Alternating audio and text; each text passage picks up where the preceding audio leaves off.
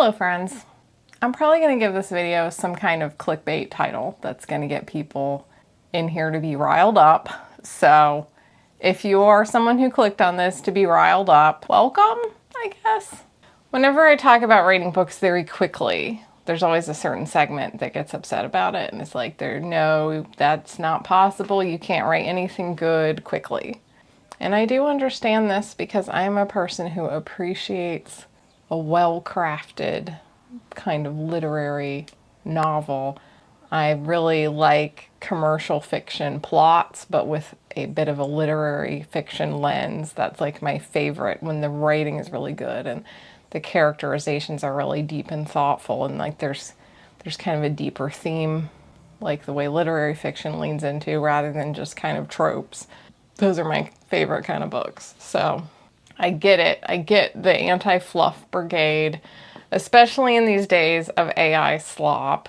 But I also do distinguish, as a reader and a writer, between fluff, fun fluff, good fluff, but fluff nevertheless, and the kind of books that take me many months to write and are just more literary works, more involved.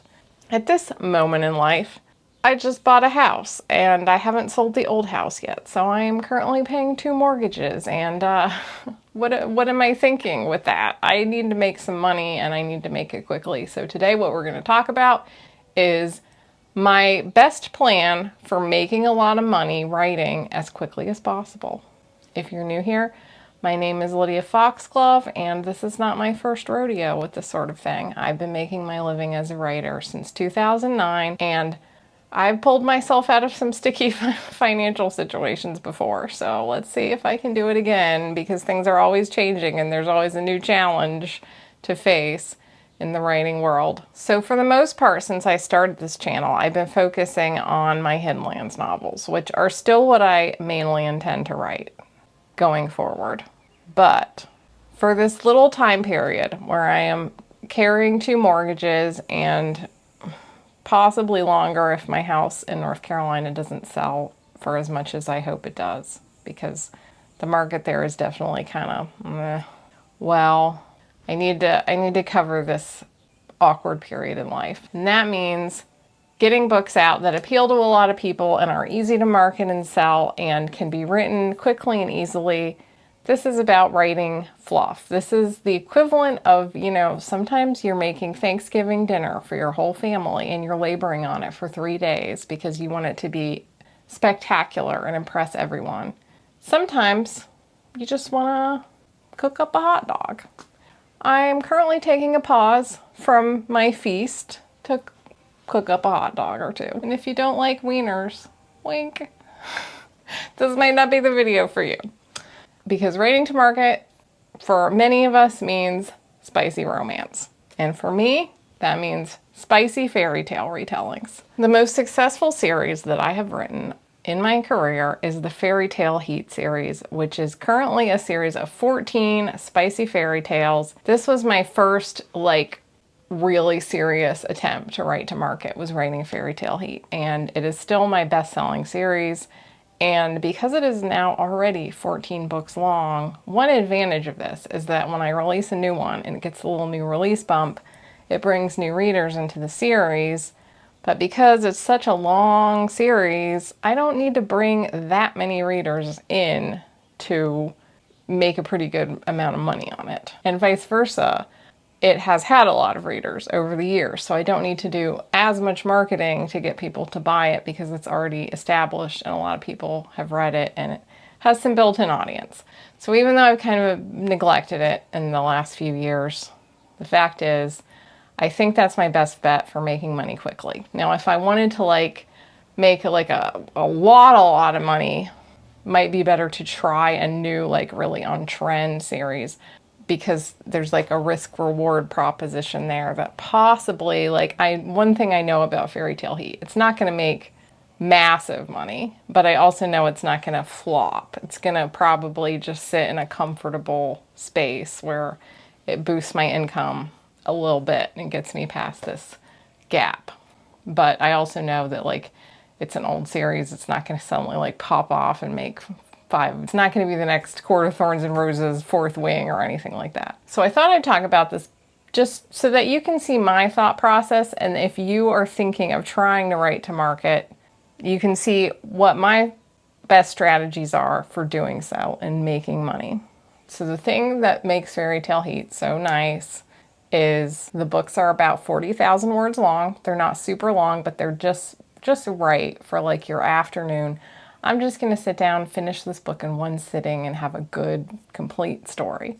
They are interconnected standalones, so I can stop, I can pause the series anytime, and I can pick it back up again at any time. The plots are simple. They're all based on fairy tales. So in fact, some of the work is done for me, although of course I have to A, come up with my own twist on the fairy tale, and B, think of how to make the fairy tale spicy, and also how to make the fairy tale like a 40,000 word book. So it's not like a template, a complete template or anything, but it does give me kind of a jumping off point, which helps. It really does. And when you're thinking about a series like this, a write to market series, you want to find the kind of the path of least resistance for your mind, which means you're looking for something that you enjoy.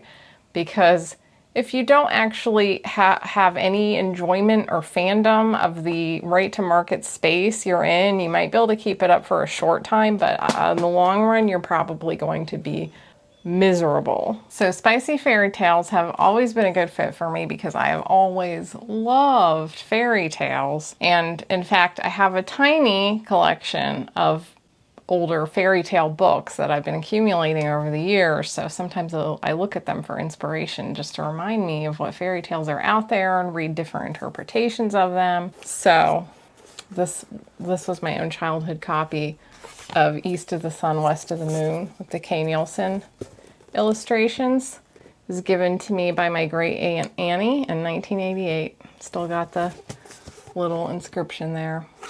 You're getting a little Lydia lore today. But because of this book, I have retold East of the Sun, West of the Moon.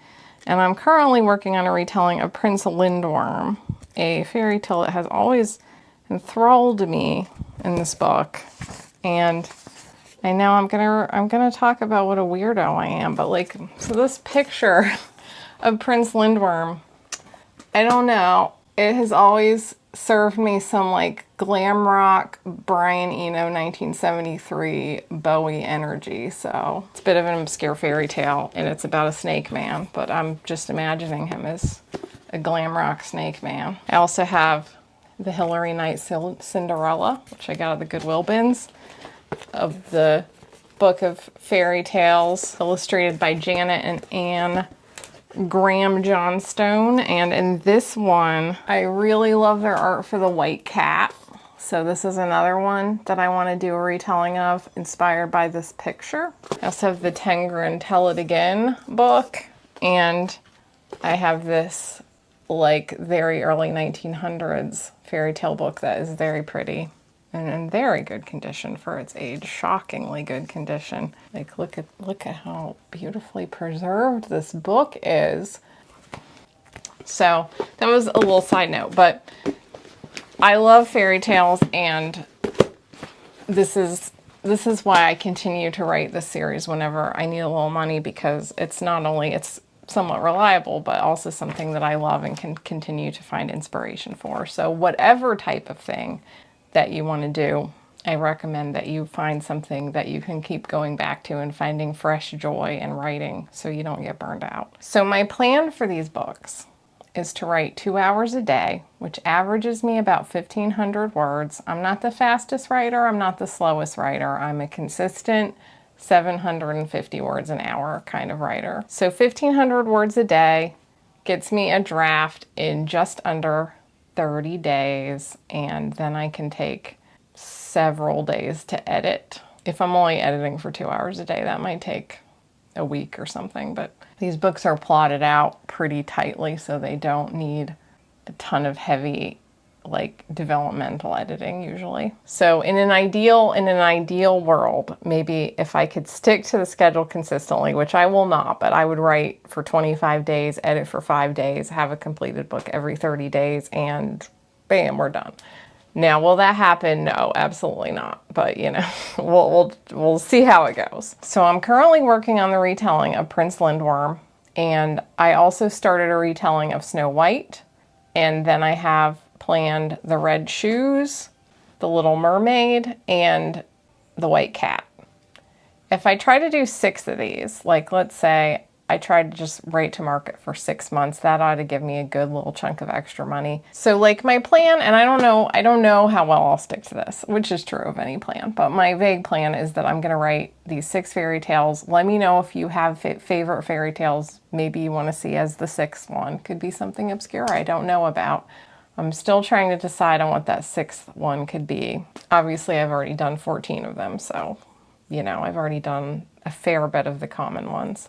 The plan is to finish writing Prince Lindworm and release that one at the beginning of September.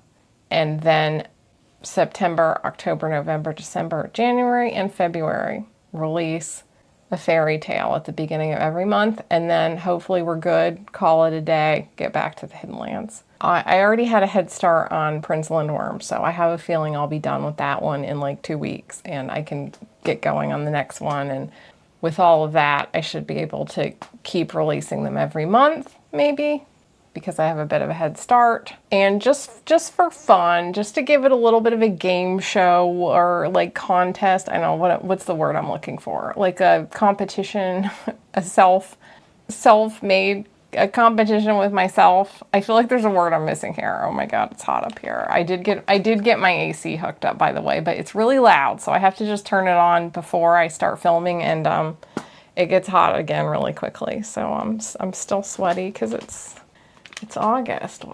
What do we do? So just to make it a little fun competition with myself, I have estimated, like I've planned that in the first month of release I will make $1,000 on Fairy Tale Heat, and when I get to book 2 I'll make $1,500, book 3 $2,000, book 4 $2,500, book 5 $3,000, book 6, which actually is book 20 in the series, but book 6 as far as the new releases, book 6 I would be up to $3,500 a month on Fairy Tale Heat. That is my prediction for how much I could increase my income by doing an hour of social media marketing per day and releasing a book a month for the next 6 months.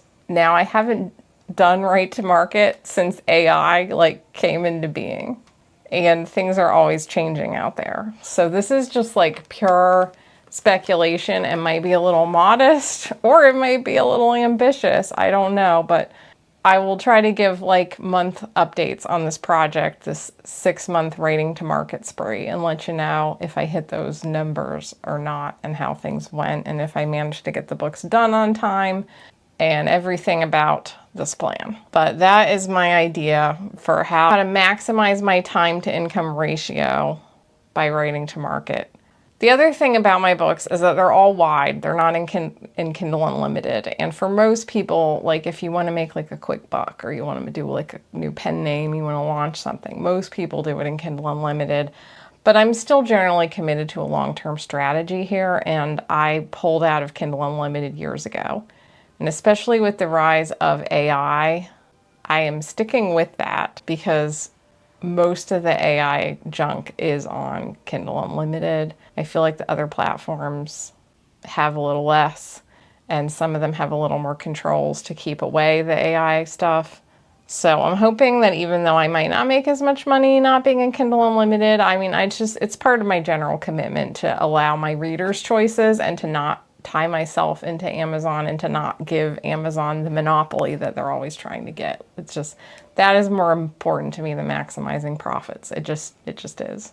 I don't blame people who make a different decision at all, though. I still only publish my paperbacks through Amazon because Ingram is a whole other mess. So I get it. I understand all these decisions, but that's where I'm at. Also, Fairy Tale Heat are short, so they don't make very much money in Kindle Unlimited at all. And I'm also planning to order paperback copies of Fairy Tale Heat and my other books and start offering them for sale through the channel fairly soon.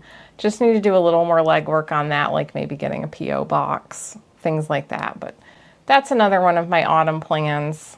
So fingers crossed that this is going to be a fun little late summer into early winter experiment. And then hopefully when it's done, I can get back to the books that like mean more to me. I do definitely want to get back to the Hidden Lands. I know a lot of you have read and enjoyed the Hidden Lands, and you know, you guys are my favorites.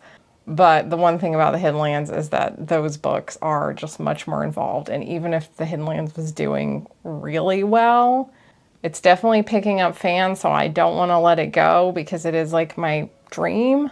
But even if the books were selling fairly well, I just can't write them very quickly. They're just a lot more involved. They're more, you know, I don't quite want to say epic fantasy, but they do have some of those qualities of like really detailed world building and detailed character work. So they're just almost never going to beat financially the kind of books that you can write quickly, especially because there's a big audience for just a casual afternoon fun read. And I get why. Life's stressful. Sometimes that's all I want too, is just a fluffy little afternoon read. So that's the plan. Let me know what you think. If you'd like more from me, my members get 2 bonus videos per month voted on by you guys, available through YouTube memberships, Substack, and Patreon. If you'd like to read any of my books, including The Hidden Lands and Fairy Tale Heat, there's a link in the description. I post almost every Wednesday and Sunday at 8 p.m. and I thank you so much for watching, so much for supporting me, and I will see you next time. Bye!